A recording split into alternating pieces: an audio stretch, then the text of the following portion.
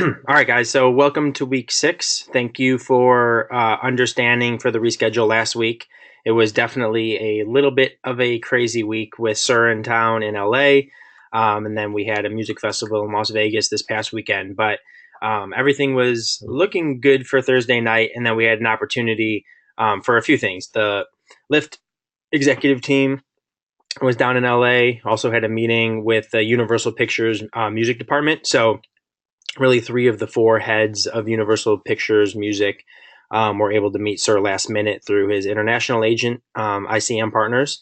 So we had to take them up on that, and they really control the music for, everything: Fast and the Furious, Minions, Despicable Me.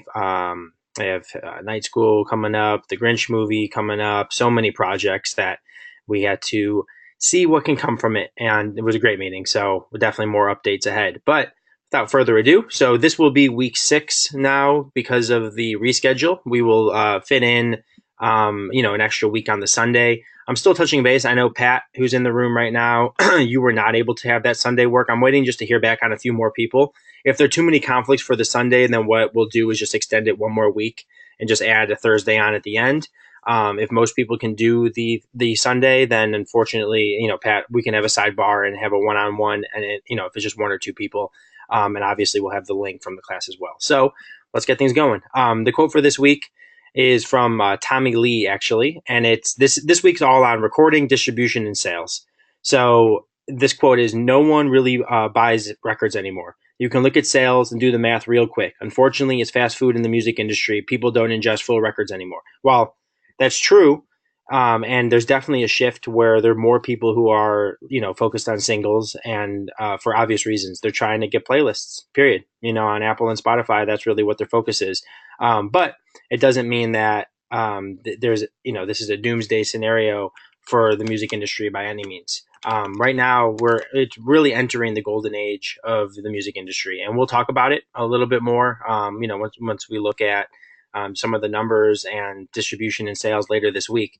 But it really is going to be the most revenue ever flowing to the music industry ever before. Just being as straight up as it gets. I'm also logging into one thing here. Okay, let's take a look at the charts. Let me do a screen share. Perfect. If somebody can just drop in to make sure you see it, it would be appreciated. All right. So, not too much change in the charts. I know we haven't had a chance to look at these for 2 weeks now. But number 1, Drake, God's Plan. Number 2, BB Rexa, Florida Georgia Line, Meant to Be. Number 3, Post Malone, Psycho. Number 4, The Weeknd. So that's the only new one, really. So it's the first week on the charts for the Weeknd EP that he released, which I believe was 6 songs total. So one of them, is sitting at number 4, but we'll definitely be able to take a look at this again. When we look at streaming numbers, you will see the Weeknd pop up for sure. So let's keep it moving. This is interesting. I started getting the gospel charts just because I was curious of how sales are looking in the gospel world. Obviously, much smaller than the pop, hip hop, R&B world. But number 1 is Snoop Dogg. So he's really having a reemergence in gospel now. He did his Snoop Lion reggae thing, and then now he's coming in the gospel world. And so the Bible of Love is the name of the album. Sold 6,000 in the first 3 weeks. Nothing too crazy, but it's sitting there at number 1 nonetheless. We'll skip over the pop charts, which again, it is still The Greatest Showman, which is insane. It's been now, sorry, I actually haven't even listened to it. Let me pull you up. Why don't we start this exchange? Wait, 32 songs? Okay, hold on. I'm pulling up someone here to talk about this. I'm sending the webcam request to everybody. So while going through the charts, if you see a webcam request pop up, if you could accept it, that'd be great. But Asar, hold on. I'm curious. I haven't had a chance to listen to it yet. What you think of the Snoop project? Going once, going twice. There we go. Oh Asar, you yeah, there? hello. Yeah, it's actually pretty decent. It's like really good. Um, Snoop Dogg makes these transitions from year to year, so I don't know. It was something I didn't expect, but I don't know if Hold on, people I like can't hear gospel you. music or if they're into. I or don't if know they're what is interested in happening soul right now. music, they should check it out. Okay, my bad. Sorry, can you say that one more time? No, it's actually pretty decent. So if people are interested in soul music or gospel music, they should really check it out. It's kind of long, but it was unexpected because Snoop makes these transitions from year to year, but it's actually pretty dope. Sorry, guys. I can't hear you for some reason, so let me just grab these headphones and see if that helps.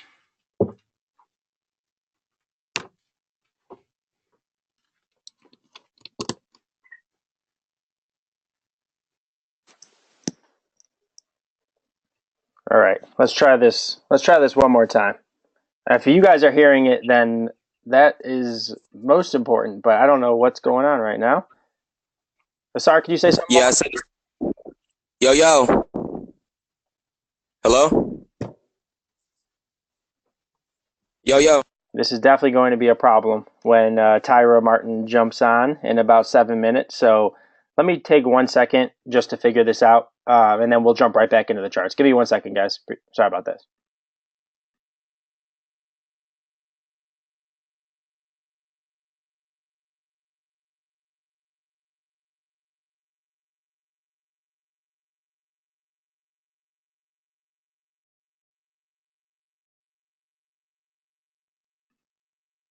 Okay, I think we figured this out. Let's do one more test. Sorry, you there? Yo, yo. Yes. Okay. So now everyone else is hearing it. I'm the crazy one sitting there looking at you like you're not saying anything. But now we are totally good to go. Sorry about that. All right. You want to pop back in about Snoop for a second? Yeah, it's actually pretty decent. It's like actually decent. It's gonna get from year to year. Reggae, then he'll do country, then he's doing gospel. But he curated a list of like all these A1 list gospel singers and producers, and it's Amazing. And check it out. It's like out of left field. You know what I'm saying? Like he reinvented himself. totally. And um, the I know he's taking it very seriously because Sir went and he did the B Expo, which is a big gospel expo in Philadelphia. And I know Snoop was there, and he's been popping up with some of the others. So he's not just putting this out and just being like, all right, whatever it is, what it is. He's really breaking into the world, and doing it for real. So, so good for him. But we'll see ultimately how that reflects on the charts. I think the fact that he can have a number one album, and this is I'm sure what he's looking at.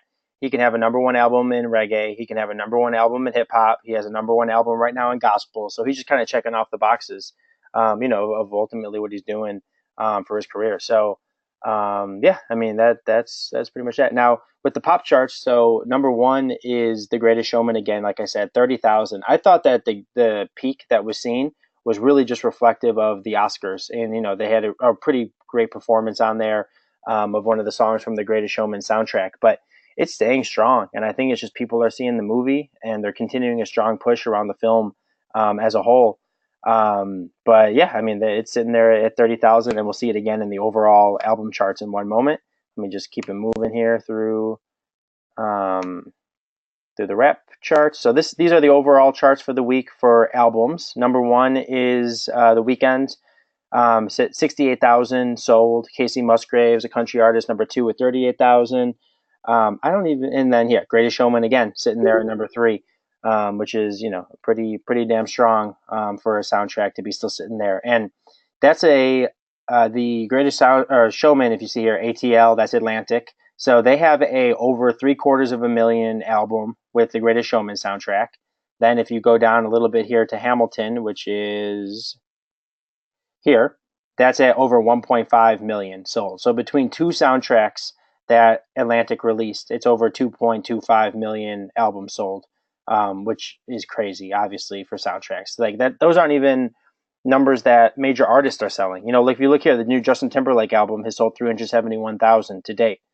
So The Greatest Showman is well over double what the Timberlake album has sold. Obviously, it's been out for longer, but not even that much. It's, 10th week for Justin Timberlake's album and number 17 for The Greatest Showman. So, it's really only a couple months more on the charts. So it's just performing really well. That's it. And, the one thing to expand on that would be how how the connection between visual and audio is going to be a big thing that we see moving forward. We talked about it. I think actually we last week we didn't have class, but the week before we may have touched on it. We definitely will when we look at the articles in a moment, where the video space is getting very competitive. Google, their new streaming service, is going to be heavy on video. Apple Music is really touting themselves as one of the leaders of video. And then that same day, as Apple released a press release talking about that, Spotify exclusively released the new Taylor Swift video. So there's a war right now for video, but everything is going to connect back to streaming and to audio, at the end of the day. So those are the overall album charts. Here are the Shazam charts for the week. Marshmello and Anne-Marie, Friends, number 1, Post Malone Psycho, number 2, Bazzi, Mine, number 3.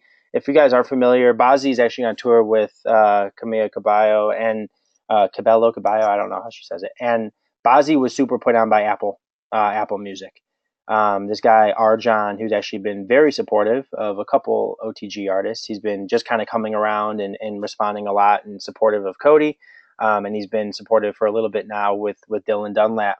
But he super co-signed Bazzi, and the big reason why Bazzi ultimately got to a record deal with Atlantic, is because of Arjan. So it's always good to be looking up who the players are, and we'll look at an article that addresses that. And then here's the last thing. This is the most interesting streaming charts I think that we've seen throughout the course of this class.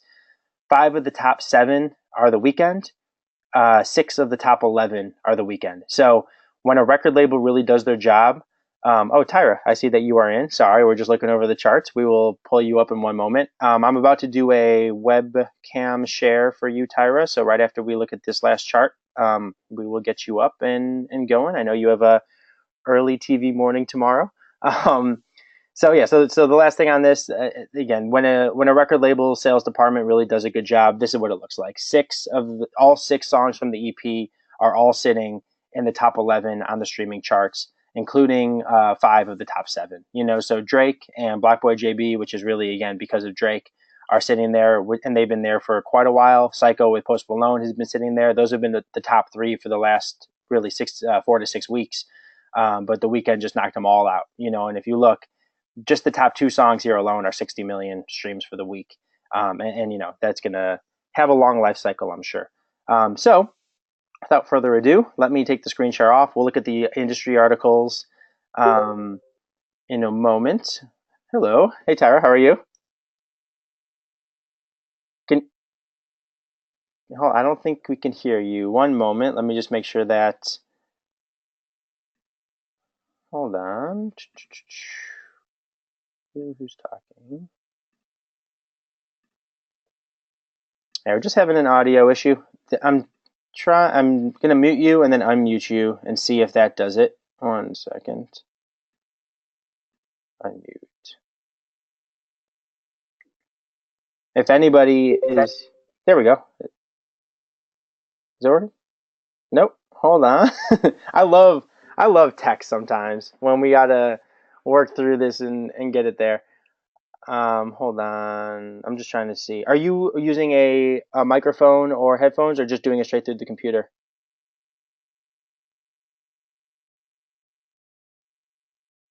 You know what it might be? I'm just thinking if you look at the audio, you could try headphones if you want, but if you look at the audio part, there we go. Can you hear me? Yeah, there you are. How are you? I'm good. How are you? I'm doing well. It's good to see you. Oh, you're breaking up. Oh, can you hear me? You're frozen. If you can hear me, I can hear you loud and clear. oh, I can hear you and see you now. Okay. Good. Hopefully we keep that going for a little bit. So with the proper introduction, this is Tyra Martin from WGN TV. Usually how we start is I would love for you to share really your story, of how you got ultimately to WGN and the process to get there. And then we'll dig a little bit into the day-to-day of really what you do at WGN, and then open it up to questions. But yeah, if we could start with the backstory, that'd be great. It's great. My name's Tyra Martin. I am a senior segment producer with WGN Morning News. I'm executive producer of our community affairs show. I've been there for 20 years, out as a writing intern. So when I finished school, I thought I was going to go to law school. I Me too. realized that was not in the deck. Yeah, I like junior year, I realized that was just a lie. I was just telling people. Didn't want to do that much work, period, after school. So I went back home. I worked at the Gap. I worked at a day spa. My parents told me I had to get a real job or go back to school. So that I could stay in my old bedroom, I went back to school and started taking a bunch of writing classes. Writing for TV, writing for print, and the advisor was like, hey, you seem to like journalism. Have you thought about that? And I really hadn't. I loved local news growing up. We didn't have all the big cable news stations back then. And I loved MTV News, which was kind of cool at that time. So I took the classes, took a bunch of TV production classes, loved it, did really well, and found out about an internship, a writing internship at WGN. Got the internship, got hired out of the internship, and was a writer. And I always had a great love for music and entertainment. Me and my best friends were the kids that were sneaking into the music conferences when we were in college and sneaking into concerts and getting backstage and not afraid to talk to anyone, which is a skill that people will tell you, you know, is not worth anything when you're a kid trying to sneak into a club, but the ability to talk your way into a situation is a great skill as a publicist or a manager or a journalist. Totally. So loved music, happened to be in a Tower Records. There used to be record stores for people under 30, paying attention to this. Whole stores where you could buy records. What? And yeah, they had New Music Tuesday was the big deal. All the releases came out on Tuesdays, and I noticed they had a bunch of TV monitors with the videos playing for whatever the big single was, and so I asked them if I could have the VHS copy of the music videos that were playing, and they said sure. I said I'd love to run it on TV and talk about the releases coming out, and so I did. Then it became a week-to-week thing. Then Tower became a sponsor, and so my first segment that I kind of came up with by myself was the first franchised segment on WGN. Wow. So that's how I started booking things, and then out of the record store contacts, I would find out bands that were coming in town that happened to have releases that week, and I would bring them in studio, and then it just kind of built out from there, but it was pretty organic. Nice. Well, I definitely have some questions about the shift in media and talk a little bit about how all this applies to music. But even before that, we just love kind of with the day-to-day of what you're doing, at WGN today in terms of how much of it is booking, talent for the show, how much of it is really the overall run of show and putting together, coordinating everything logistically with the scripts and teleprompters and everything. But if you could just touch on, a little bit of the day-to-day, which I'm sure isn't a short explanation of everything that you do over there. I think that'd be great. It's not super exciting, yeah, but it might be interesting to people who don't know. So the show starts at 4. Writers start coming in at midnight, 1 o'clock. When I was a writer, I was there at 2 a.m. and at that time the show didn't start until 6.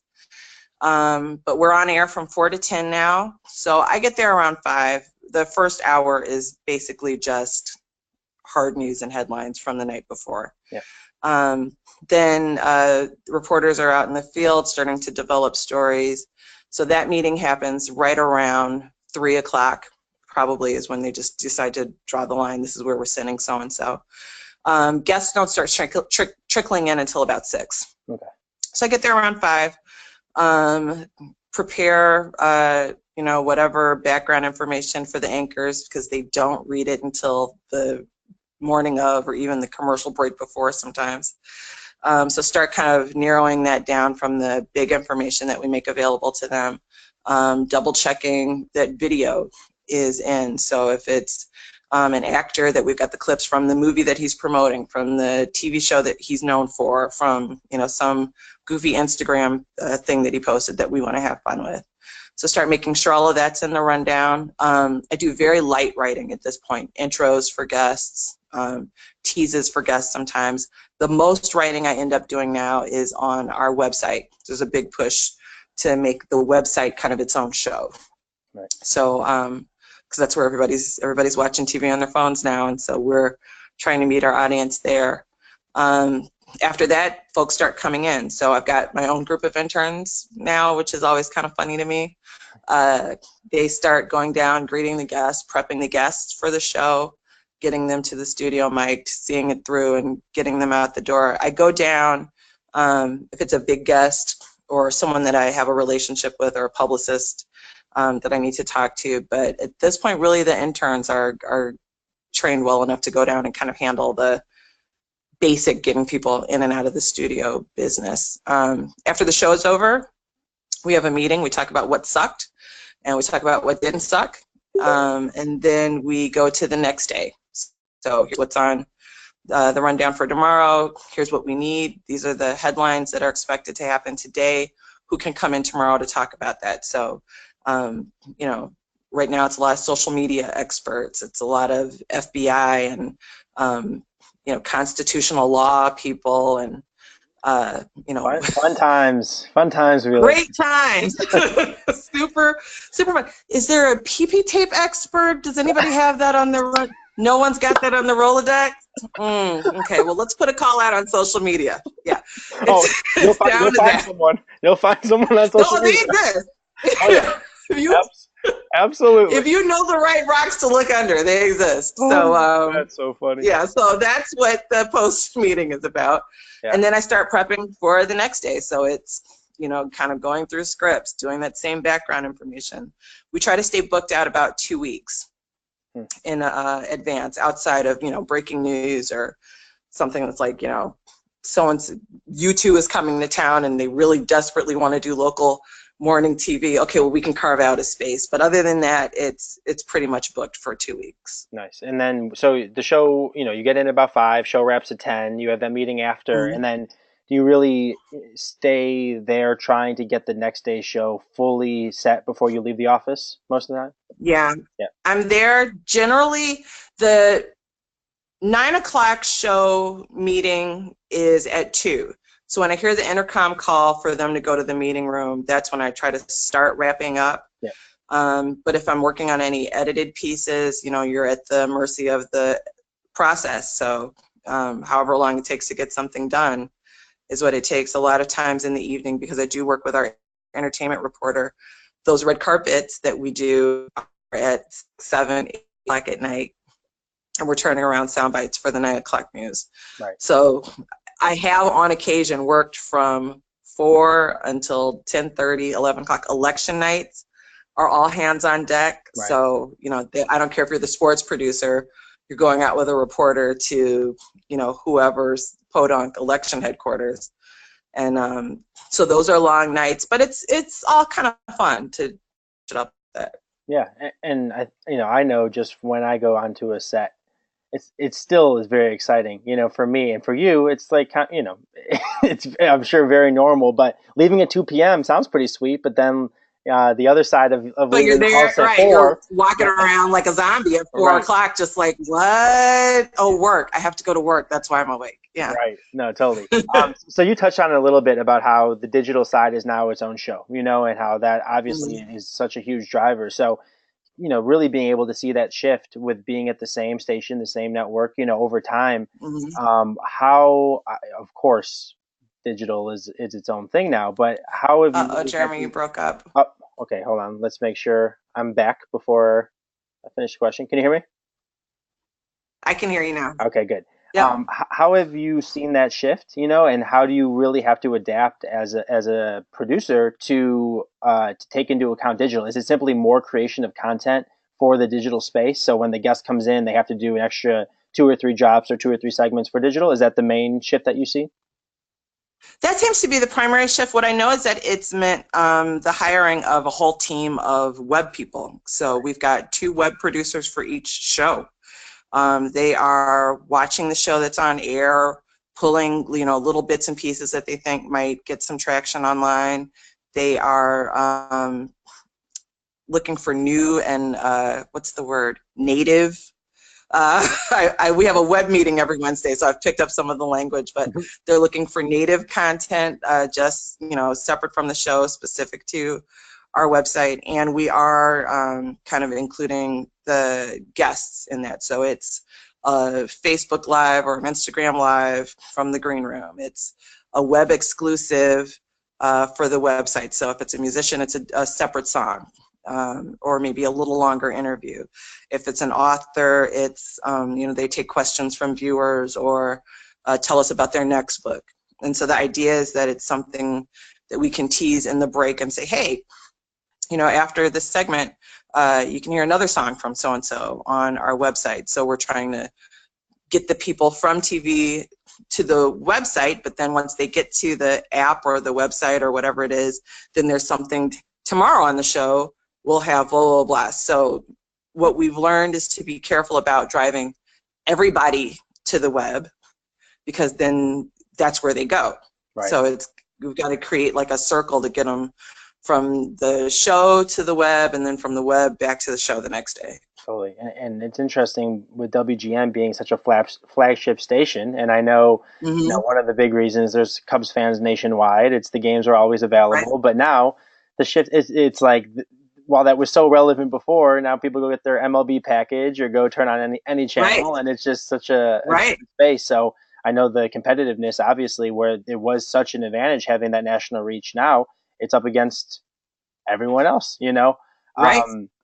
So one thing I want to touch on just the music side, right? Because a lot of what this is steered at is for people who are looking to get into management and A&R, but there are also some creators in the room. There's actually, so Asar, I know you saw him at the at Mark Showcase that we were at, and also one of the ladies, Gina from Console, is also in here, who both performed that night. But so for a manager or for an artist, right, who's has a new single or a new project coming out, they really have belief in what they're doing.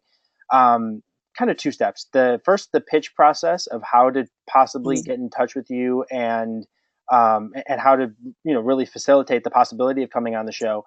And then the second part, I would love just to hear a little bit about what you see connects best on. You know, for example, I know coming in and doing something very slow or sad on the morning news is not usually something that you want. It's the morning, people are kind of getting up and out the door, drinking their cup of coffee. So we can start with the first part, though, of kind of the pitch process and how you make your selections for what comes on, you know, for what gets booked. So we always ride the fence on breaking in new artists, because when our show was young, that's what we kind of became known for. And there's value to that for sure. And it's breaking, do you want to break a new artist that no one's ever heard of, or hold out for, you know, the person that's got big radio presence, or now not even big radio presence, but, you know, 2 million views for the single in a week becomes a really big pitching point for me now. Right. Because again, it's back to the social media, back to the web content. But the biggest mistake I think people make when pitching music is they don't include performance links. So you can write up this wonderful press release about, you know, their dreams and, you know, they wrote this song sitting on a rock on the beach. That's great. What does the song sound like? Right. What does it look and sound like live? Yeah. So, well, a well-produced music video is great, and that's great for us to use on air to tease them or promo them the day before or that morning to say, hey, so-and-so is coming up on the show. That doesn't help. That doesn't give me an idea of what they actually sound like in studio. So it's worth it to include in your budget or your planning, or grab your cousin who's really good with a video camera or the phone, but the phone's got to be equipped to pick up the sound. So whatever little addition you need to put on your iPhone. Hello? Oh, there you are. We got you. Spend the money to do that, because that's what gives me a sense of what they would sound like in studio live on our show, not with, you know, mixers and all the fancy stuff that goes on the final album project. Links to video of performance, and send me a couple of samples of the songs that you're suggesting the artist sing. Their single might be great, and that might be what you're pushing, but the single might not work for morning TV, like you said. So mid to up tempo is what's best. find out, look on the station's website and see what kind of music acts they have in. If all of the musicians that are there are performing to track, then pitch track, because that means their audio team might not be able to accommodate a full band. We've had the Ohio Players in studio, so we can take 30 people, you know, but just let us know. I'd always prefer live music personally because we can accommodate it and it just sounds better. It's a fuller, richer sound to have as many live instruments working in the studio as possible. But just look on their website and see, you know, whatever, there's usually a tab where people have got all their music guests there, see what kind of music they take, see what kind of songs they're interested in. The other thing to keep in mind is that your artist might not get an interview, or if you're the musician, you might not get an interview, which I know sucks. You want to tell your story and talk about the tour and the new album, but a lot of times music is what's considered a kicker in TV. And so it's, you know, going into a bump or at the end of the hour or at the end of the show. And there's a nice anchor intro. So-and-so's been making music for 30 years and Rolling Stone says that they are the next fill in the blank. I mean, it's all the same right. Generic stuff. Yep. But whatever things go in those holes for your artist, that's what they'll read. And the new album is called blah, blah, blah. It's available now and they're playing at Shuba's tonight at 10. Take it away. And then that's when you see the performance. There's not always going to be time for an interview. Totally. And I love, especially now, while there might be more competitiveness in the shift, you know, with digital, obviously, I think that morning news, you have a captive audience. You're going to pretty much know roughly how many people are tuning into the show. And so these days, where, you know, a lot of people say, you know a good publicist. And for an upcoming artist, I feel like the value of a publicist is significantly diminished, where it's harder and harder to really get those spots. There's more media buyouts of these large companies. They want the clickbait stuff. And even if you land that Billboard premiere, how long is it on the website? 2 hours. How long is it on the social media feeds, really? Hour and a half. You know, it's just, it's so oversaturated. But morning news, you have, again, the people are there. They're watching. And generally are very loyal to that station and to that morning news channel, you know, which I think is great. And we get immediate feedback. You know, for whatever reason, people that watch a lot of local TV, that is their station. It's been their station for their whole childhood, or, you know, however long they've been in that city. They trust those people and they're very communicative. So, you know, as a segment's on, we're getting, they suck, or, you know, this is great, you know, tell us where they're playing again. And so it is a really, if you can land a morning TV spot, then it's a great way to go. Because, and also the other thing I tell people, do your best. Don't, you know, BS it, because what you end up with is a clean, well-mixed, good-looking, really well-lit, generally a good studio background clip of yourself that you can use to shop yourself to other places. It's way better than whatever your aunt shot at the edge of the stage at the concert. Completely. No, totally. And I'll just jump in. Anyone who has any questions, now would be a great time to drop them in the chat box, and I'll bring up anyone who does have a question, or you could type it in. I have one more, so now would be a good time to get that moving. Because you know the 4 a.m. or whatever time wake up call is coming. I turn into a pumpkin in a little while. Yeah. Well, two more minutes max will keep you and keep it moving. No, I'm fine. Okay. But no, the last question I really had was obviously for touring acts, it's an amazing opportunity to get the morning of a show possibly onto the news, play that song, try to pull in some fans, sell some tickets, and have someone really be converted from a fan to seeing the show in live that night right there. Right. But when you get pitched, whether it's from a publicist, you know, from a manager, whoever, if the song just is not a right fit, and that doesn't mean, you know, cursing and not right in that regard, but just too slow or just it isn't right. How do you really go about that? Is it as simple as, this song doesn't work for us right now, come back next time and hopefully it does? Yeah, I'll work with the, you know, publicist or manager, the artist. You know, they send me a couple options. That doesn't work. You know, that's too slow. A lot of the problems that we have with gospel or contemporary Christian artists is that it's just straight up praise and worship music, which is great at church or in that venue, but doesn't always play well on a morning news show, Right. where it has to be palatable to everyone. So I kind of try to say, do you just have a positive message song, or, something? It's horrible, but once I just got, the lady was really pushing me. I said, and I'm a Christian, but I was like, I need a little less Jesus in in the song, because it's the news, I mean, so you have to accommodate the entire audience. It's not for one group, it's for everyone. And so we try to have a good mix. We do rock, we do a lot of country now.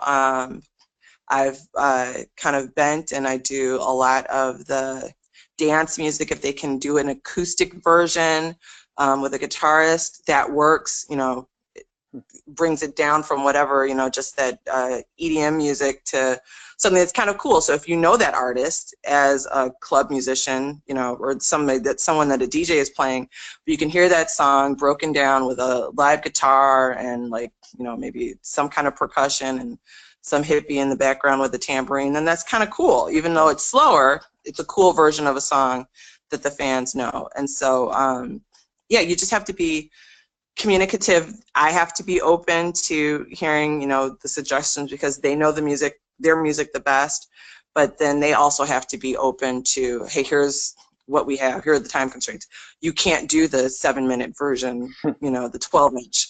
You've got 3 minutes to make it happen. So, so it's give and take. And I know with those like bumpers out of the show, it can be 3 minutes, but you really only have 1:20 maybe to get your right. And the bumps are even less than 1:20. Okay. A minute is like a luxury bump. It's like 20, 30 seconds on air. So we tell them to start playing and just play until we tell them to finish. But you might see 30 seconds of it on air. Have a good intro, or hope you get a good clip of the song. Yep. One last thing here. This is from Tim, and I'm going to piggyback off the question a little bit. But Tim asked, do those shows seem to stray away from more hip hop and R&B acts and more towards pop music? And I'll kind of just, with managing Sir the Baptist, he talks a lot about one more from Elena. We'll do that one right after. But there are many issues, in my opinion. I won't put words in anyone else's mouth, but with hip hop today, right? And so for some of the artists that are coming through that might have crazy streaming numbers, they have that 200 million streamed, song, but they don't really have subject matter, or a message that might connect. How do you go about that? Like, how much is it towards, that this is going to get viewership and get new people to possibly tune in the morning, versus I can't put this on air? Right. So there's two issues. One is just the musicality of the performance. For better or worse, a lot of rap music right now does not have a great sense of music to it. And so for on air, it just doesn't look and sound good to see one person, standing right there or walking back and forth in this dark studio. Right. Talking, basically. Right. Yep. There's no music to it, so it's not interesting to look at. It's not interesting to listen to. And then the second issue, and I tell people, if you can bring some background singers, or if you've got more of a flow that kind of sounds melodic, then that makes it easier to book. But then the second issue is the content. So not only just the content of the song that they're pitching, often the single that's hot is got a lot of bad language in it, and so to perform that, you've got to drop out the bad words or something, which is again bad TV. Yep. And even if it's not just the actual profanity, it's the content doesn't work. It's sexual content, or even if it's kind of snapshot commentary of what's going on in a particular neighborhood or politically, a lot of times it's violent. Right. And so that doesn't play well for Mary, who's sitting her 6-year-old down to eat oatmeal on the way to first grade. Sometimes some of that's a little rough. Yeah. At 8 o'clock in the morning. Yeah. So and I appreciate the integrity of the rappers that don't want to give on that. I get it. That's your baby, and you don't want to dress your baby up like a clown if your baby's not a clown, but I can't have your baby on my show then. Right. Fair. Let me see if we can pull just. I like when it's not just us two talking. We can get some other voices on. So, Elena, are Yeah. you? Let's see if this works. If not, I will ask your question, but I would prefer for you to. Elena, are you there? Or Asar? Oh, wait, Elena. Looks like it's working. There we go. Go ahead. Hi. So I kind of had a two-part question. One was kind of already asked. I wanted to know, well, yeah, no, still two questions. One, do you think that your graduate degree would have been as beneficial to you personally had you already established what you wanted to do in undergrad? And my second question now, since someone kind of asked that question, is, having to be here and there for events and, the entertainment industry, the schedule is very unpredictable. How does that affect you in having a personal life? I don't know if that's a personal question or. No, that's a legit question. The first one, if I had had a plan and stuck to it, then yeah, obviously that would have been a better use of my time at school. It just, it didn't work out that way. And there's a bunch of people in TV who were on their newspaper at high school, and they wrote for the yearbook, and they were that person at school in the journalism, and they did Medill, and they've landed this TV job. Mine, more people though than not, kind of randomly were good storytellers or good writers and ended up in journalism, because those are the basement level skills that you need. You can't do anything in TV if you can't tell a story. Even the editors and photographers, the best editors at the station are good writers, because they can put those images together and tell the story that you're trying to tell with the words and the interview sound. So yeah, it would have been better. It would have been a lot cheaper and saved a lot of time, but that's not the way it shook out. Personal life is just, it is what it is. The pros are that I do a lot of cool things. I meet a lot of cool people. I do a lot of great travel. I get to do a lot of the junkets for movies.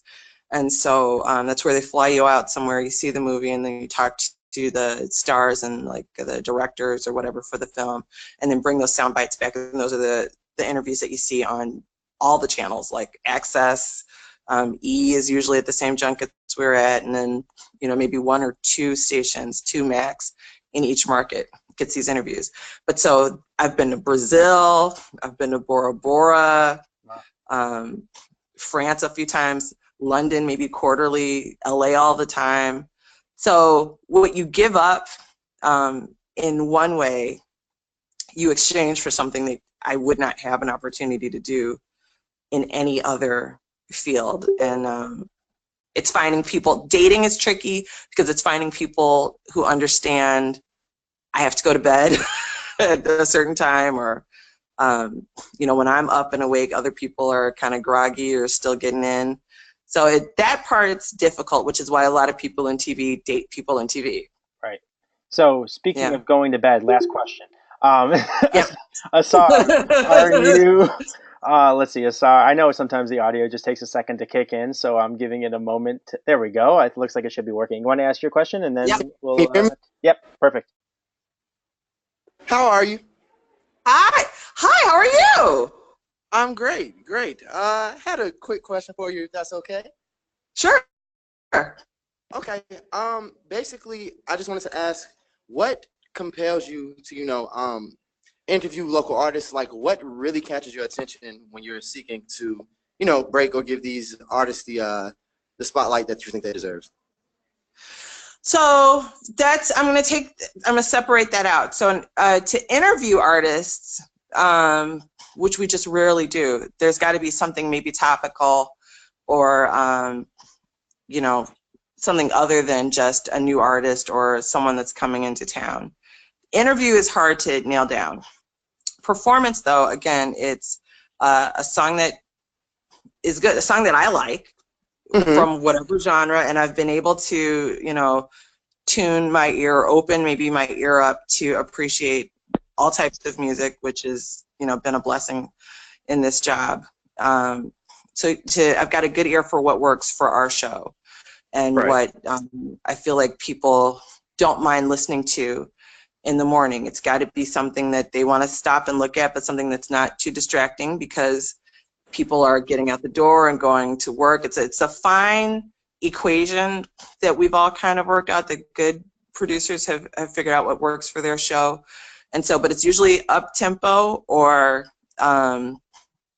fun. Most people listening to music on their TV are not paying a lot of attention to the lyrics. So if it's some super deep song, great writing, but a song that's too hard to kind of listen to while you're brushing your teeth or making eggs, then that doesn't necessarily work. It's got to be something that's good background music that people want to listen to. Yeah. Okay, beautiful. Thank you so much. No, and Sure. Thank you. on that sense, I think it's similar. Just it's a blend of a few different things. Where an A&R, at a label, is consistently getting pitch music all the time. I'm sure you're getting whether it's music or actors or from publicists or many people always coming your way, and there's only so many projects that you could work with. But then it's also like in the sync world, where anybody who's putting movie to a TV show or movie, music to a TV show or music in a commercial, it has to have a certain feel to it, and usually that is upbeat, like you said, not too deep. It's a similar connection, I think, to sync and what you're looking for usually on morning TV, it seems. But on that note, thank you so much for coming in and taking your time. You're I appreciate welcome. it. Thank you for having me. No, I'll on behalf of everyone, we really appreciate it. Please get some sleep. I know you have an early morning tomorrow, and we'll definitely be talking soon. Awesome. Thanks so much, Tyra. Awesome. Thank you. Have a good one. Bye-bye. Bye. Cool.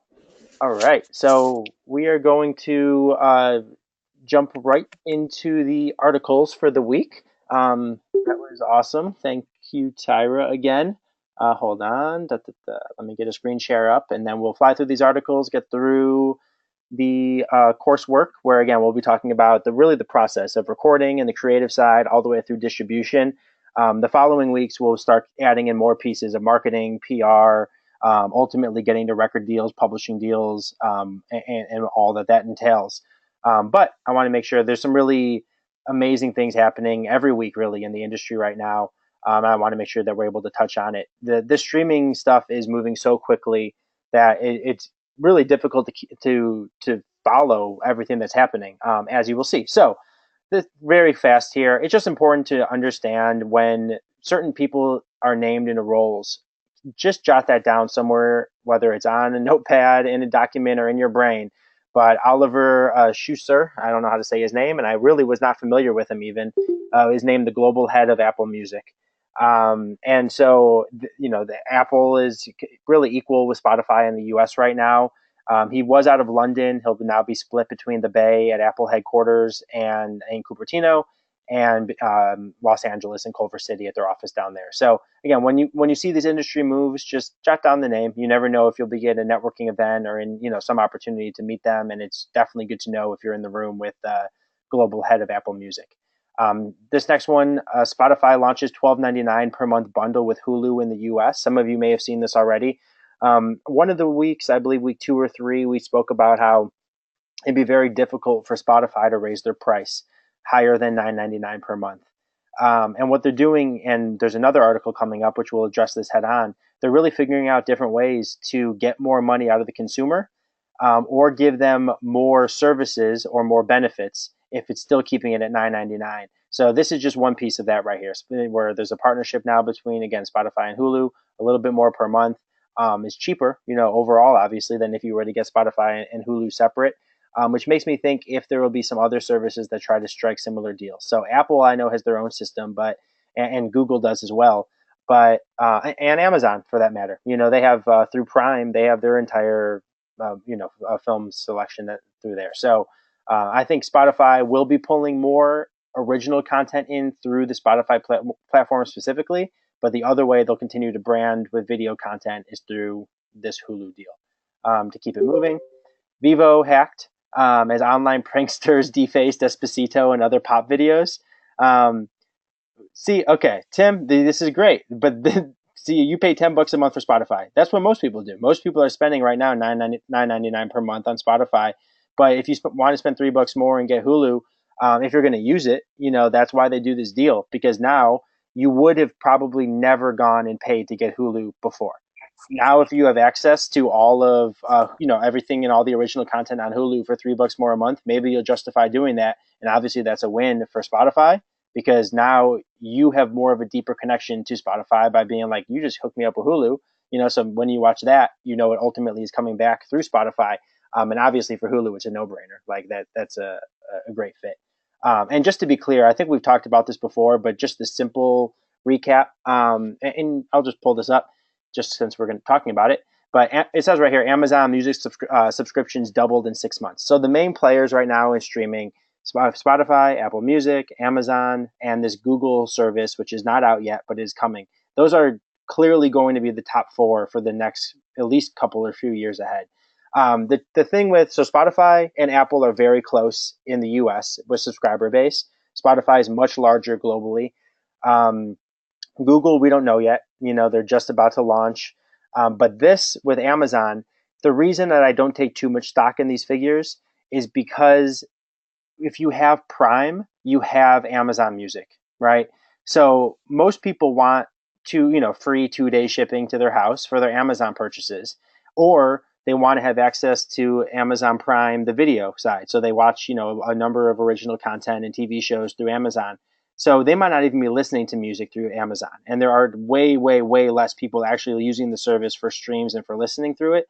But they still are technically subscribers because of Prime and because of the video catalog that Amazon has. Yeah, I mean, I think that's pretty simple right there. Now back to this. So Vivo, they were hacked, and this is the video that went up for Despacito for some time, and some other videos. I guess including Drake, Katy Perry, Taylor Swift were also edited. And then I guess one of them had Free Palestine listed on there. So it says Vivo can confirm that a number of videos in its catalog were subject to a security breach today, which has now been contained. Now, this is just representative of what I think will continue to happen. The cyber war is real. These hackers are out there, and as many great hackers and security experts that Spotify or Vivo or Apple have, there are just as many out there in the free market, that might be doing this for fun, or they might be hired by other companies or by, other entities. So, as we continue to move into the digital space, obviously this is something that will continue to happen. This was actually more for the in-person class, but we could have a very, very quick peek at it. This guy, Charles Liu, was a speaker at the in-person class in LA last week. And he's an amazing guy. He's really a Renaissance man. He's an attorney, and he represents Omari Hardwick from Power, Khalees, a whole bunch of people. He calls himself here a serial entrepreneur. So he owns Stout Burger, which is one of the top gourmet burger chains in LA. Boomtown Brewery is a huge brewery based in Los Angeles, a craft brewery. And he started the Forbes LA Business Council, which you can see right here. And he's also a writer for Forbes. Amazing guy. And I'll actually, you know what? I'm going to see. He loves the Academy and he loves this program. I'm going to see if there's a way I can get him on the online class for next week. So I'll circle back on that. But simply, he was applying this to restaurants, and 3 phases: innovation. So innovation, first and foremost, is a new idea, right? So let's just apply this to music instead of restaurants, right? Where, in my opinion, I'm not saying he's the first one to do this by any means, but Sir the Baptist with Raise Hell was before, and this is not throwing shade at Chance. I love Chance. I love all of them. Trust me. But he was, Raise Hell came out before Chance really embraced the gospel hip hop hybrid sound, right? So that's kind of the innovation side, right? What's the next wave? Replication, right? So after Chance won Grammys and, did everything that he's doing, who are some of the people who are replicators? Snoop. Just being serious, legit. Like, I don't think he would have done this if he didn't see the wave of everything that Chance is doing and some others that have had a lot of success in this lane. So Snoop is a replicator, but why is it working? Because he has a name, right? And so Charles Liu talks about how in the restaurant space, if you're going to replicate an idea, you better have the best booths, the best floors, the best location, the best TVs. You better have all that.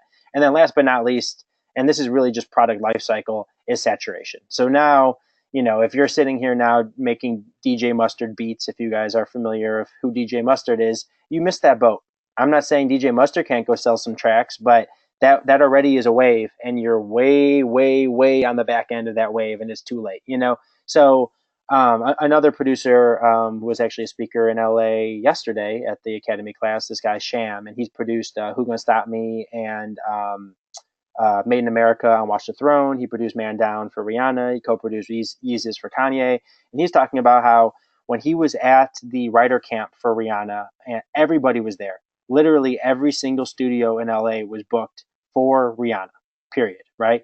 And it was Max Martin and Dr. Luke and Stargate and him, right? And plenty others. He said, I think next door was, what's his name? The UK producer, Imagine Dragons guy. Somebody's going to help me out here. If he broke Imagine Dragons with him, he has that Eminem song. All right, it doesn't even matter. I'll find it and I will think of it and I will say it. But everybody was making the same sound, dance, upbeat. He was hearing it through the walls of everybody who was making the same damn upbeat dance songs. And he realized he's a Haitian producer, from Miami. And he said, I'm going to do what I do best. He's like, he knows she's from Barbados, everything. So what he did is he made Man Down, right? And that was not the sound of the time. That was not the wave by any means. And people hated it. He said the A&Rs hated it. But then 3 months later, Rihanna, it was one of Rihanna's favorite songs out of every single song that came from that writing camp and one other writing camp, and ended up being a single. Obviously, with the first song that really broke them on a big level. So that's that innovative side where you just have to stay true to yourself and really know what you're about. Let's keep it moving. This is interesting. We could be very fast here. A lot of times people don't really peel back the curtain to show you who is behind an operation. And Forbes, luckily enough, was able to do that with Diddy and his team. And so this is really the digital team behind Diddy. And it's really 4 guys. They call themselves SEAL Team 6, which is interesting because they're 4 of them. But where is it? Hold on. Here you go. The 4-person collective consists of digital director Dion Graham, creative director Dunny West, social media manager Carlos DeValle, and sharpshooting cameraman Carlos, I'm going to mess this up, Arujo. And so these 4 guys, they really run the digital side for Diddy's operation. So everything that you're seeing in terms of content on social media, he's always shooting what ultimately would turn into longer form pieces for either YouTube or for documentaries. But these are the guys who kind of craft it. So I think it's twofold. One, knowing who some of them are, because obviously if you have an in, it could be a great way to get to Diddy, but also just the importance of crafting your own digital team for your artist or for yourself if you are an artist is very important. Obviously, Diddy has a little bit of budget to work with these Ciroc deals, his royalties and everything else, so he's able to go and hire some of the best. But I think still the overall point certainly remains. Will Spotify launch its first hardware product this month? So this is what I was alluding to for other ways for Spotify to continue to increase their revenue streams. And right here, save the date, Tuesday, April 24th, New York City. So just 2 weeks from now or just under, there's going to be an announcement of something. And the rumors are that it will be a hardware product coming from Spotify. If I scroll down a little bit, you will see that fresh rumors suggest the hardware will be something for use in car. Last month, Spotify partnered with Cadillac for a dedicated app that's accessible within the dashboard, with some users spotted as interesting notification back in February. So we'll see. Nothing that we know quite yet on what it looks like. But now that the streaming services are getting into the hardware space with actual devices, I think is a very interesting development. And I'm sure that Google and Apple and Amazon are taking notice. Amazon, they are not taking notice, they're doing it. Alexa and all these things that they have are absolutely in this space. The reason that here Amazon Echo or Alexa or any of those are really relevant and keep the music streaming service relevant is because if you say Alexa play whoever, it's playing through Amazon Music. So I think Spotify is trying to figure out ways, whether it's in car or in home, to kind of rival it and do the same. We'll keep it moving very quickly. Tunji, so he's actually one of the first guys. He's right here, if you can see, but he was the first guy to tell Sir the Baptist to do his own sound. And I was not managing Sir at that time, but I was in the meeting. And it was when Tunji was at Interscope. It was me, a producer I was working with at that time, D. Phelps, and Sir were in the meeting. And he was pitching songs really for Tunji's artists on Interscope. And Tunji loved the music, but nothing was really connecting for any of the artists that he had. And so we told Sir, go home. This is your sound. You need to be the artist. You need to craft this yourself. And Sir still credits him for telling him that. I think Sir would have gotten there anyways, but he really took it to heart. He really, really respects Tunji. Tunji was one of the first guys to break Kendrick. And so he did it, and this guy, John Tanner's here. He's a buddy as well. He used to be at a bunch of places, Pigeons and Planes. He worked at Kimosabi Records, which was Dr. Luke's label for a while, but now he's been at RCA.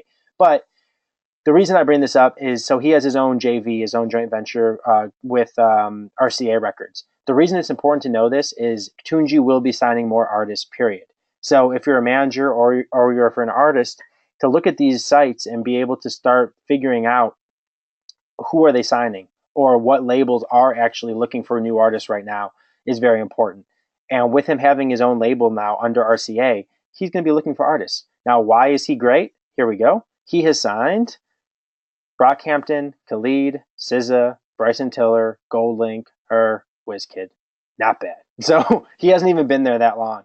And those are the artists that he's been able to pull in, which is pretty amazing. So Tunji's a great guy. He's really a genius. And so it says here that the first artist will be, what's her first name? So okay, they're going by Normani. Normani, who Tunji first signed to RCA as part of her former group Fifth Harmony, is the first artist signed to Keep Cool. Keep Cool is the name of the label. So again, just important to recognize those moves. Now, last few things. These are not articles. Before we kind of jump in the week 6 work, this for the first time, Apple Music. Let me see if I can get in here. This would be very beneficial to actually get access. Maybe Cody's account. Yes. Yes. Okay, good. So, as you all likely know, and if again, as a manager or an artist, and I want to make sure to cater to both since there are both in the class right now. Spotify, you always can see public data, right? So if I go here and I go and look at Cody, Cody Johns at his Spotify page, I click it, I can see how many streams he has, right here. So, and if someone's calling in, I apologize, but either way. Apple Music never had that information available publicly. It was always, you could listen to it all day the same way, but you wouldn't know how many streams, that they would have. For the first time, and luckily Cody was accepted through this, he got accepted into the beta program of Apple Music for Artists. So if you go to artist.apple.com, or you could just search Apple for Artists, there's and I would highly suggest this for, Asar, you should definitely do this. Gina, you should definitely do this. Just submit to see if if and when you can get into the beta program. They're accepting a lot of people right now, and it'll be unveiled wide pretty soon. But this allows you to be able to see how many people are listening to your music through Apple, right? So, Cody now has 1.2 or 1.3 million streams on Spotify. Part of that is because he has a large global following, and Spotify has double the global subscribers to Apple. If you have more of a US following, you should see the streams be closer to a match. Maybe a little bit more for Spotify since they had a larger subscriber base earlier, but they're getting very close as I've mentioned. So here you see 127,000 plays. Radio spins, this is kind of their algorithm, not exactly playlist, but it's when your song gets fed to the listener. And we don't have to dig too deep into this, but you can see geographically where people are coming from. New York City and Santa Clarita. Los Angeles, are two of the big markets. Chicago, a little bit behind that. Miami, where he's from, in Fort Lauderdale. That makes sense that's popping up on here. Portland, 1,000. That's actually a lot in Seattle. So the good part is, if we're going to map out a tour for Cody, and actually I have to call with him tonight, so I'm just going to do a quick screenshot because we're talking about his tour lineup coming up for the rest of the year. This is a great way to be able to take a look at it. You could do the same on Spotify. You could drop the two maps over each other and really see what are my strongest markets in terms of streaming right now. Then you can go in always and target ads, for shows coming up through Facebook ads or through Google. And really try to drill down and push those shows in those markets. But, it might not quite be time to, this is a little bit skewed because most of his listeners are on Spotify. So it'd be better to do this on Spotify, and we could go and look at that as well. But any of these with the larger circles are potential markets. You're probably not going to go and do Kansas City yet. Anything with under 1,000 in this case would not make much sense. The Bay, there are enough markets here. That could be a possibility. These two are pretty solid. LA and New York are no-brainer. Chicago solid. Miami looks pretty good. This is Atlanta. So, those are the main. And then the two It should be Houston and Dallas and San Antonio. Austin and San Antonio. So that's Apple for Music. Definitely good to know. Yeah, Nassar and Gina, definitely take a look into that. And I submitted it for them. It took about, I think, a week, maybe less, to get the submission in and then get approved. But without further ado, we're going to fly through the week 6 work. It really is. Let me take the screen share off just for 1 second. It really will be a two-step process. Because sales these days go along with distribution. Everything comes down to marketing. And when we look at the distributors, like everything is streaming, period. So we could talk CDs, we could talk whatever other format we want, but it's all going to be going back to streaming right now. I think we looked at it where Apple, they pulled back on it a little bit. There was a report saying that they would stop selling music in early 2019, meaning you literally could not go and purchase an album or purchase a single. A lot of people said that's crazy. They're not going to do that, right?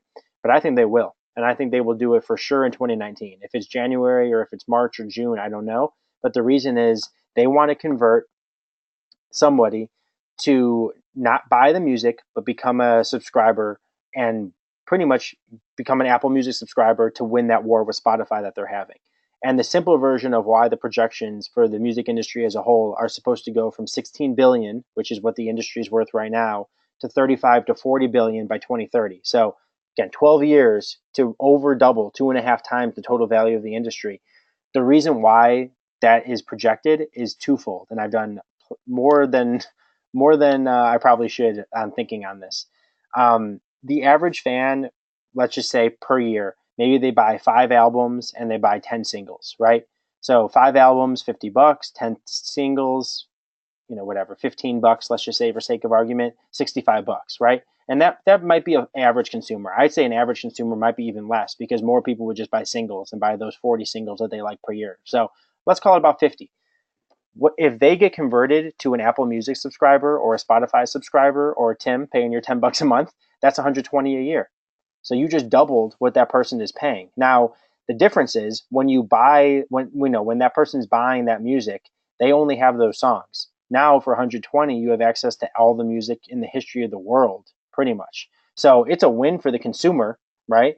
Because you're getting access to everything. But it's also a win for the music industry because they're getting more money, period. They're probably getting double, if not more than double, per consumer if they're able just to convert that person into a monthly subscriber. The last thing I'll say on that, and then we'll keep it going here, is I think we're also coming to a time when people will have multiple subscription services. So I think people will have this new Google YouTube subscription service because they want to enjoy YouTube without ads, right? And so I think that could be one thing. Then you might have Apple or Spotify, whichever you prefer, and that might be where you primarily listen to music, right? That's the second subscription service. Then you have Amazon because you want Amazon Prime. You either like the video content or you like free shipping to your house. That's the third, and that can continue being replicated. So that's why not only does it increase how much people are paying, but it really increases the number of services that they'll have. Let's go on to the next thing. So we're going to start with the creative process, and I'm really going to approach this from two angles, right? As a manager, I try to stay pretty hands off during the creative process. Let me do a screen share one more time here. There we go. So I try to stay hands off as a manager. I think the biggest thing is when you're a manager, you or an A&R for that matter at a label, you signed an artist for a reason, right? And that artist is great. You wouldn't be putting in all your time and maybe money and and resources and network and everything into that artist if you didn't believe in them. So allow them to continue what they've been doing to get for when you sign them, right? So I think that's a no-brainer. But what I do want to do is put all the pieces around the artist to have them be in the best position to succeed. So if they need a studio, let's get you in the right studio at the right time. Keep budget in mind, but get you in the studio. If they need producers, because maybe the music is like the songwriting is great, but just the tracks and the beats just are not right. They're not there, and that's what's really holding the person back. Find them great producers. If there's a piano player that's needed to complete a song, help them with that, right? So that's what I mean of really putting the artist in the best situation. But please don't, on the business side, be overly hands-on, talking about crafting words, and especially when in the studio, I just try to keep my mouth shut. If an artist wants to ask me a question, say which lyric do you like more, I'll absolutely answer it. When it comes time to talk about deciding a single for release, I'll absolutely chime in on that with my 2 cents and have that debate. But I think that's pretty self-explanatory. So the one other thing that I like to give artists is this document right here. And for anyone who's managing artists or is an artist, I highly suggest holding onto this document. I'll send it over, of course, in the follow-up, so you can always have access to it. This is called Murphy's Laws of Songwriting, making a hit. There's a guy named Ralph Murphy, and he's a prolific songwriter. He's had a ton of number one hits, and I saw him speak now 5-6 years ago, maybe even slightly more, at the ASCAP Expo in LA. And I just took notes. So he has a book called Murphy's Laws of Songwriting. If you're really intrigued by this document, I highly suggest getting the book and reading through it, because you'll be able to pull a lot of, many, many more gems out of it. But I just want to quickly touch on a few key points here. Just so you can get a sense. And his whole theory is there's a formula for a hit record, right? But just because you follow that formula doesn't mean that it's a hit. But if you don't follow that formula, it probably cannot even become a hit, if that makes sense. So the song is a script with a beginning, middle, and end, a conversation between the writer and the listener. Okay, that's fine. That's not one of my favorites. This one I think is very important. The listener doesn't care about the writer. It's all about their emotions, stories. So if you're writing a song about a breakup, right? Not very many times does the listener really, really, truly care about the artist. They're more going to take those lyrics and think about their girlfriend or their boyfriend or their breakup, right? And so when you're writing it, it's important to be able to write it generic enough where the listener can really spin it into their own situation and not overly put yourself into the story. In order to be right, you have to be prepared to be wrong. All right, that's a little bit cheesy. Again, this one I like. 3 of these I like more than the other 3. But melody brings you in, lyric keeps you there. That's very important. When someone's listening to a song, you can over time really embrace the lyrics and find a lot of depth from them. But the first thing that usually pulls the listener in is a catchy melody, something they can hum, something that that makes them feel good and brings them in, and then they can allow themselves to listen and accept the lyrics. And then, your songs will outlive you by 70 plus years. The song must stand alone without an explanation or story. That's important. If you have to go and explain the song for it to be impactful every single time, it's not a hit. You can't go to the radio station before every time it plays and explain what the song's about. On some level, it has to be able to stand on its own. Just click play, And I learned that early on. I used to give all these explanations when I went into label meetings and pitch meetings. And I learned over time that this is all that these A&Rs and publishers do. They listen to music all day. They don't want to hear the story. They know that they know what they're hearing. If the lyrics don't connect with them just as the song itself, it's not a good enough song. So we'll skip over this one. Again, you can look through all of this when you have the document. Make the singer artist look good. Very important. I always speak of an example of like a country singer, where if a country singer starts a song, right? I left her. I didn't want to do the twang with the lyrics, and trust me, you don't want to hear me sing. But if he says, I left her, that might have the initial perception of you're an asshole. She left me, empathy. I feel bad for you, right? And that's such a small little tweak, but that could be the difference of a song being a number 18 song on the charts and a number 4 song on the charts. If you're turning people away right at the first line, you're missing the boat, right? So that's important. The first 3-4 lines of the lead to the title of the song. That's a pretty standard element of most hit records. Keep the rhyme scheme the same in the verses. Start to change it up in the pre-chorus. A brand new scheme in the chorus and hook. Okay, that's, again, pretty standard. That's more self-explanatory. This right here, I think, is the most important one in this entire document. Second verse hell, right? And I'm sure for the artists, or even if you're not artists, but you've just had some fun and written some songs, or put some hip hop songs together, you've experienced this, where you write a great verse, right? You have an amazing hook, and you're feeling really, really good about this song, and then you go to start writing the second verse, and it's just crap, right? And you write something and you delete it. You write something, you delete it. You write a verse, you realize it's not good. The reason that usually that happens is because what happened was at the end of the first verse, you ended the story. So just like why many sequels for movies are crap, it's because they didn't plan on a sequel. The sequel comes about because the movie performed very well and made a lot of money. So that's why there's a sequel, right? Same type of thing here. So what you do is, if you're stuck after writing the first verse, use it as the second verse and write a prequel with the same characters' emotions, right? So it's as simple as literally take that first verse, drop it in the second verse, and write a story leading in to the start of where the second verse begins. It sounds very simple, but it could literally be the difference of a song that just sits on your computer for years because you feel like it's not done. It can't get done. To now, maybe it is finished and it could be an amazing record and something that could really be a game changer. So that one I think is very important. He, she, they used for conflict. You and I to connect with the listener. That makes sense. He, she, they is more distant. These are just BPM rules. Generally, with dance hits and pop hits, 128 is standard BPM. Sometimes it might drop to 120, sometimes it might go to 135, but it's amazing how many songs are literally stuck at 128. And if you listen to Max Martin and Dr. Luke and some of these pop producers, when they go to, not always, they do ballads sometimes, but most often when they go to make a song, they just plug in 128, right? The second piece, other than that, is the song form, right? And all of these end up being very similar today, whether it's a rock song or a pop song or a country song or a hip hop song. The general format of intro, verse, chorus, bridge, chorus, outro. Very standard, right? So these are all slight variations you can look through, but really follow a very similar song form. And then these, you guys can look at these on your own time. These are definitely more targeted for artists and songwriters. But these are just, after you write a song, look at the tip section, right? So don't whine, am I whining and preaching, right? I like this one. Never let the truth get in the way of a good story, right? Now, you don't want to completely BS, and some genres more than others, you have a little bit more wiggle room here.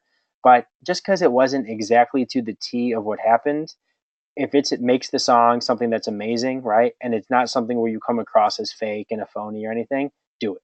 That's my 2 cents. When writing for women, detail is key. When writing for men, too bad have a beer attitude. Must have 2, 3, 4 different sounds to get people out and really make money. This makes sense. I mean, the '80s rock bands all had the ballad and all had that upbeat driving rock song. Same thing exists today, just in different forms. So you need to, not always just have the exact same lane. You need to be able to switch up the sound. Now, this is what I was saying. So the plot, story checklist, the song checklist, and landmines. After you write a song or your artist writes a song, just look through here. Is it a fresh approach? Is it believable? Does the song satisfy the listener? 60 seconds to hear the title of the song. Is the premise explained? If you just go through, you might be able to catch, even if it's just 2 or 3 small things that can really help improve the song in a big way. So, so again, that's the simple version of that, of that book, and kind of the condensed version. Like I said, I'll drop in the link to actually purchase the book through Amazon in the follow-up. So that's the recording and creative side. Now, the song is created, right? After it's written from a songwriter producer standpoint, the next piece is always going to be getting it into the studio. You get the artist in the studio, they record it, it sounds great. Next piece after that will always be the mix. So that's the mixing engineer, and if that's somebody in New York and a top mixing engineer that costs $2,000 for the track, great. Or it could be a friend, or it could be yourself as the artist. But that's the next step to get the mix, which is really leveling, EQ, getting all the effects proper, and just have everything there sounding super tight. And then the very, very, very final step of that process is the master. The entire role of the mastering engineer is to raise the level of the song up to a industry standard volume level, right? But also not ruining the mix. And it seems like such a subtle thing. It's like, don't they just turn it up? But I wish it were that simple, and I don't really fully understand how to master.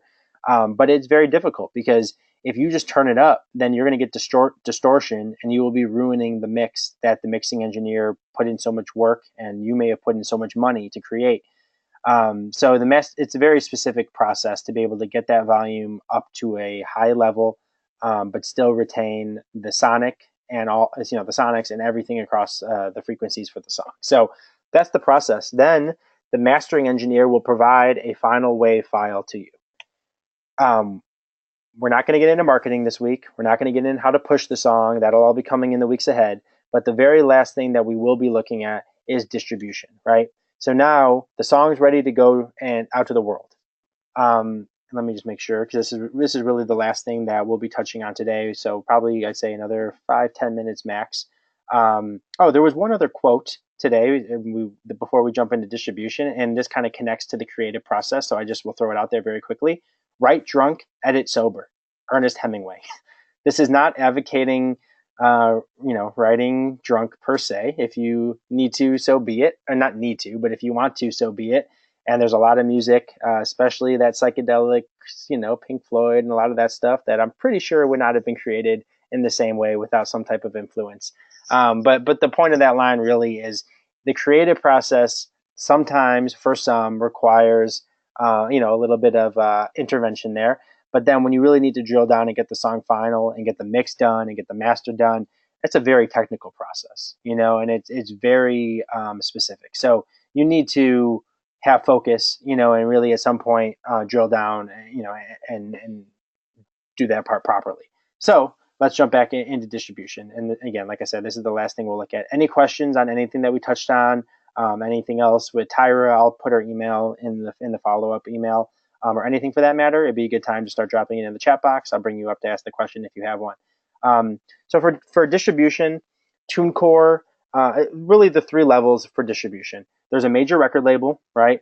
And they will handle distribution completely on their own. You don't really have to do much for it. Now, we'll look at the contract for what a typical record label deal is looking like, but will they handle distribution? Sure. They'll also keep about 80-85% of the money from that sale or sale or money generated. So if it makes $10,000 in streaming, typically the artist payout will be about $1,500-$1,600, and the rest of it, the other $8,400 will be label revenue. So that's one side. Then there are hybrid services, right? So I believe we spoke about Cobalt's AWOL system, which I could just quickly just pull up just so you can at least see what the platform looks like. Cobalt AWOL is one. 1RPM is another one, where what these services do is they're very similar to TuneCore, where you can go and just distribute the music, but they have a little bit of an added push with a sales team, right? So they have a sales team who has a relationship with Spotify, with Apple, with Tidal, with Amazon, with a lot of these services. So instead of just getting the music out there, you're able to get a little bit of a push behind it if you're an artist that that gets that kind of priority. So here's the AWOL system. The good thing with them is they have the best tech out there. So we haven't distributed a song. This is Cody's account. We haven't distributed a song yet. So I can't show you maps or a lot of the analytics, which I would love to do before the class is done, which there actually will be a song coming out in the next couple of weeks, which I can then show you. But, everything here from summary, income analysis, digital tracker, statements. You can see here the Apple, Spotify, YouTube, how many user-generated content views that use the song in a user video. So bottom line, Cobalt has the best tech. If you want to be able to see where everybody's coming from, real-time streams, if you go and click on the song on Spotify, you'll literally see it pop up, within an hour on AWOL, where you will not see it that quickly on TuneCore. So that's the benefit of AWOL, but the process itself to distribute the song is very similar, whether it's AWOL or Cobalt or TuneCore, or for that matter, a major label. So let's go back to TuneCore and other competitors for TuneCore. Are DistroKid or CD Baby. There are a number of distributors out there that all do very similar services. But to get a song out, it's this simple. Go to music, go to add a new single. Come on, internet. Let's go. It would do this right now, wouldn't it?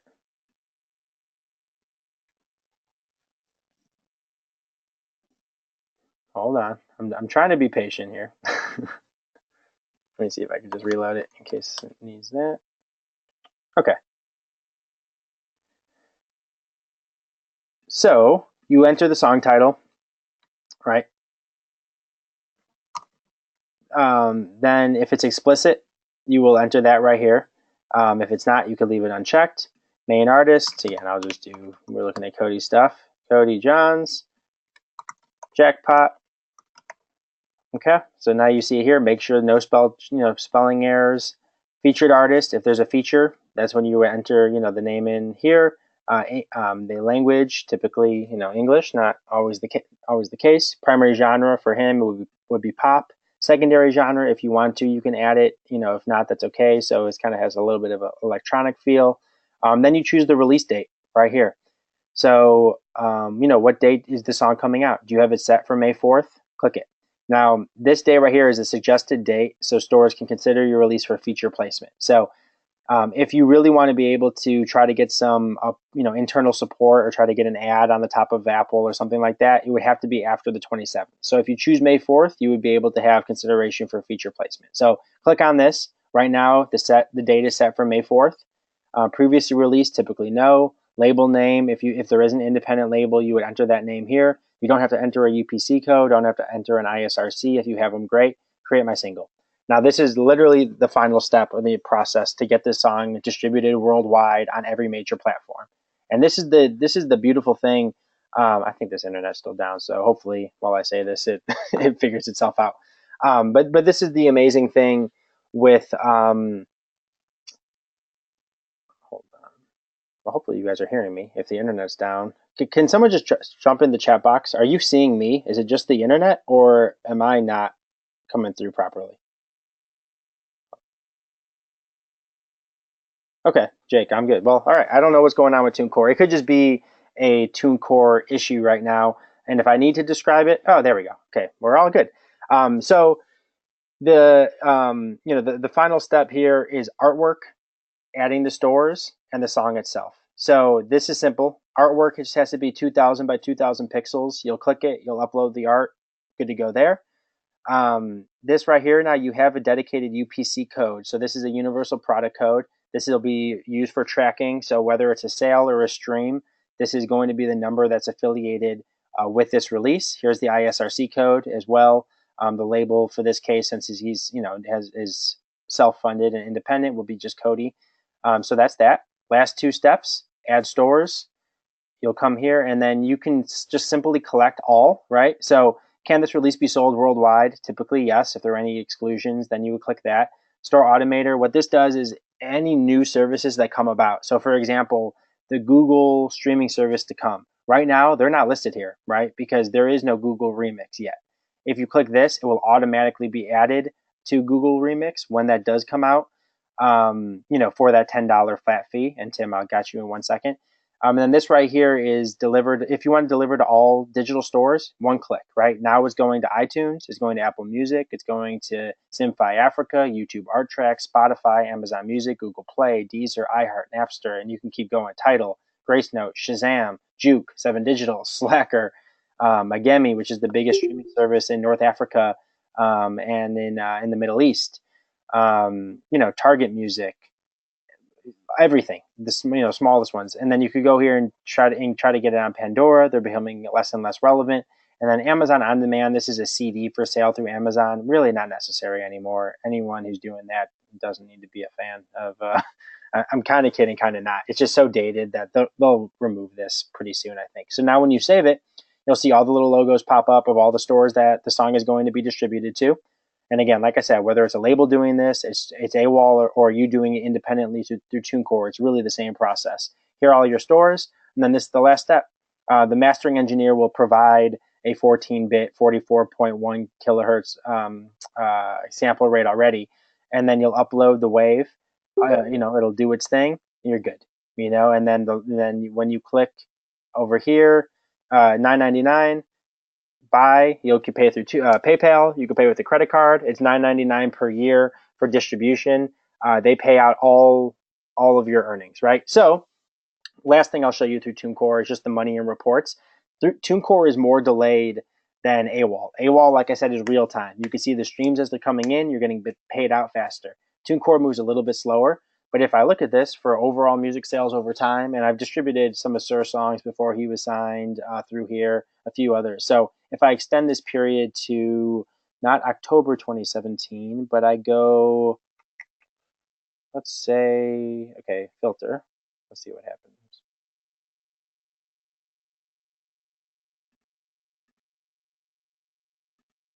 Okay, it's not updating. It should be a nice little chunk of change if it actually were to update. I think it should be like $15,000 total through TuneCore. But either way, you can see the release is broken down, and you can really see based on the service as well. So here's Creflo Almighty Dollar. Here's Wake Up, and this is only for a short period of time. I wish I could expand it, and I'm not sure why it's not doing it. But either way, And then here, if you look at the stores, you can see how many streams did it have through Spotify versus, Apple Music versus Tidal.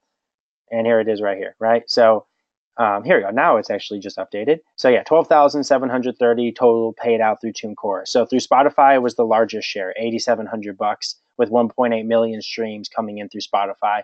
To the iTunes, this is sales, right? This will stop at some point, but becoming less and less relevant. Tidal actually had more than Apple Music, but it's because Tidal pays out so much more. Now there are way less people that are listening on Tidal, but they pay out much higher than Apple Music or Spotify. So that's why the total dollar value ended up being more for Tidal, even though Apple Music had 91,000 versus 56,000. So we could break down these reports all day. You get the idea of it. You could really get a sense of where your streams are coming from, where your fans are listening, and ultimately get paid. You can cash out directly to your bank account through a check or to PayPal. And that's distribution 101. The next part is, how do you get people to get to 1.8 million streams on Spotify, right? And that's marketing, and that's what we'll be talking about next week. Let me answer Tim's question. I'll give about 60 seconds. Anyone who has any final questions, please drop them in the chat box now, and then we will wrap for this week. Thank you, Pat. I'll get your answered as well. Tim, so TuneCore automatically gives you an ISRC code, correct? So yeah, when you go through and you saw that box, or here, I could just go through for a discography just so you can get one more quick representation of this. Come on, you could do it.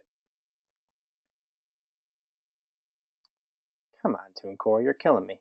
The answer is yes. And whenever this pops up, we'll be able to see it. But it auto assigns you an ISRC code, auto assigns you a UPC code, and then those will be the dedicated codes for that release, for the entire life cycle of that product. And then last one, Pat. Okay, well, here we go.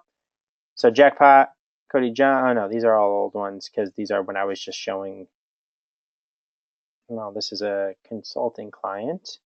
But yeah, here's the UPC code right here for Cody Tyler Light Kit era. If I click it and this opens up, there's also an ISRC code in here as well. So actually, it's not listed in here. The answer is yes. I'll pull it for you and I'll show you. I'll get a screenshot. But you saw it when you were uploading it. Pat, PRO question. Say the radio station only plays a portion of a track on air. Will the artist get paid in full? Great question. Yes, because how they're getting paid typically is off of a cue sheet. So if it's played at all on the radio, then that song will be listed on the cue sheet that radio station submits to ASCAP and BMI for that day, meaning that they would receive a payout. Now, I think they just don't delineate because each individual play is so small, right? That, the big hit records are getting played literally tens of thousands of times, some of these per week, some of them maybe even more. So that's where the real money's coming from. So each individual play isn't worth an insane amount. So if it is a little bit less than a full play, you are still getting a payout for the full song. And last but not least, Asar, when selecting a distribution service like TuneCore, what made you choose that over something like DistroKid? I know there's pros and cons. Great question. So a lot of the services are very competitive, and it just depends on the structure that you want to have. Really, all of them, or I shouldn't say that, most of them pay out 100% of royalties. So every penny that Spotify's paying out is going directly to the artist, and their business is really in just traffic of just getting as many songs and as many albums distributed as they possibly can, right? So if we go and look at, just for sake of argument, let's look at DistroKid. CD Baby and TuneCore were the top couple for a while, but DistroKid's definitely come up. And I've never used DistroKid, just being honest. I know enough about them, and I have clients who definitely have. But so this is $19.99 to upload unlimited albums and songs for a year. That's their system. TuneCore is $29.99 for an album for the first year, $49.99 for every year thereafter, $9.99 a year for a song, period. I want to see, let's see, that's for the first year, but I want to see if there's also a breakdown of rates past that, which there should be. Here we go. Okay, so I guess, so DistroKid is $19.99 to upload unlimited songs and albums for a year. This is definitely a cheaper service overall. I got comfortable with TuneCore. I'd have to just much cheaper TuneCore alternative. That's really what they're basing this service on. I'd have to do more research on how quickly they pay out and how quickly that stream or a sale is reflected on your DistroKid account. If it matches up pretty similarly to TuneCore, and I would just have to do a little bit of research on that, then DistroKid looks like a great option because right here, none, you keep 100% of your royalties. So every sale, every stream that is coming through there, you're keeping in pocket. It's cheaper, right? So if you uploaded 3 singles through TuneCore, it would cost you $30 essentially. This is saying $19.99 for uploading as much as you want through there. So yeah, DistroKid looks like a great option overall. I just honestly, I kind of had a comfort level with TuneCore. I know that they pay out. They've always paid me out. But DistroKid's a great option, and honestly, it's a newer option. CD Baby, TuneCore were the 2 leaders of independent distributors for quite a while. Early on, DistroKid has popped up, and now some really competitive programs like AWOL, Cobalt's AWOL are out there because what Cobalt does, they don't charge you anything to distribute. No $19.99, no $9.99 per release, but what they do take is 15% of the revenue. Now, if it was just 15% just for distribution, I would never do that. I'd rather pay $19.99 for the year, obviously. But Cobalt is giving you an opportunity for 2 things. They're giving you the opportunity for a sales team, like I said, so they can go and pitch to try to get feature placement or playlist listings through Apple and Spotify. And then on top of that, they also have the ability to advance money on a release. So if your streams are really starting to pick up, right, in a big way, and I'll show you one more thing before we wrap. Tim, I got you, Tim. Don't worry. Let me just show you one thing if I can find it. I do know where it is. So this is a consulting client. His name is King Bone KB. He's a really good dude from Chicago. And if I can screenshot. So he started working about 2 months ago with OTG, just on the consulting side. And here's his Spotify numbers of 11,202% gain. Right? 347,000 streams have been generated from March 10th to April 6th. So it's really only in 3 weeks he saw 11,202% gain. What happened was he has a great song called Fallback that's really doing well on YouTube. I pitched it to the Spotify team. They really supported it, and they didn't give him Rap Caviar. They didn't give him any of the big playlists, but they gave him a lot of mid-level feeder playlists. And then they gave him these algorithms, right? So through Release Radar and Discover Weekly, he got a ton of streams. So that's generating money, like 347,000 streams right there. That's about it's about $4,300 profit per million streams. So that right there is about $1,500, $1,600, in 3 weeks that he just made, really, just because he got a Spotify push behind it. So if you're able to get that push through AWOL and they're able to do their job, and especially him now, where he's generating now a ton of streams, we could go to AWOL and probably get an advance. Maybe it's $2,000. But what that does is it's against future earnings. So they'll cut you a $2,000 check, but then they'll keep the $2,000 of earnings, on the other end, but you're getting that money right up front. That could help you go shoot the music video, can help you go put ad dollars behind the release. Let's see, SR. So it could be something nuanced like payment. Exactly. So if DistroKid matched the payout speed and how quickly a stream would convert to payment on your account or close to, I would go with DistroKid. Looking at it now, honestly, because it's cheaper and it could have the same exact thing. I would just have to learn, know that for sure. And there could be a service that's $2 a year, right? But if they're not paying out the money and if they have horrible, interface to be able to track what you're doing, it's just not worth it. So you have to kind of factor all that in, when making that decision. And last question, Tim. Do you release the artists you manage under OTG's TuneCore account, or do you assign each artist their own account? Great question. So I actually did it for a little while for a couple SIR releases. The only thing I do now through the OTG account is some consulting clients, and I'll just kind of bundle them together. But now everything I do through artist accounts, I highly suggest that. It just keeps accounting separate and super easy. So like the SIR songs that were released through the OTG TuneCore account originally have all been assigned to a separate, which we have now, a Sir the Baptist TuneCore account. We don't need it. Everything that he's doing is being released through Atlantic Records now, so it's not like we're independently releasing music at this point. But that's a great question because I highly suggest that every single artist has their own TuneCore account. That way you could go break down the reports, and easily delineate what music came for what single and for what artist and all of that. But it's just much easier, and there's no cross mixing of money if it's just all on separate accounts. And then that way, all albums, all EPs, all singles can be released through that account. On that note, thank you guys. I know we're about 15 minutes over, but we started a few late. I didn't mention this. Tyra obviously was here, and thank her again for joining us this week.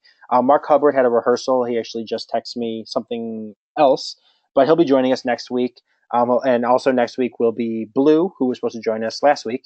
Blue is the Grammy-nominated mixing engineer, the mixing engineer for Sir, but also for Solange, for the Hamilton mixtape, for a number of things. Amazing guy. He's out of New York City. So we'll have Mark Hubbard, president of the Chicago Recording Academy chapter, and Blue as the guest speakers next week, and we'll dig a little bit into other other revenue sources in the music industry. On that note, thank you guys for joining week 6. I will see you all next Thursday, and we will talk soon. Thank you guys.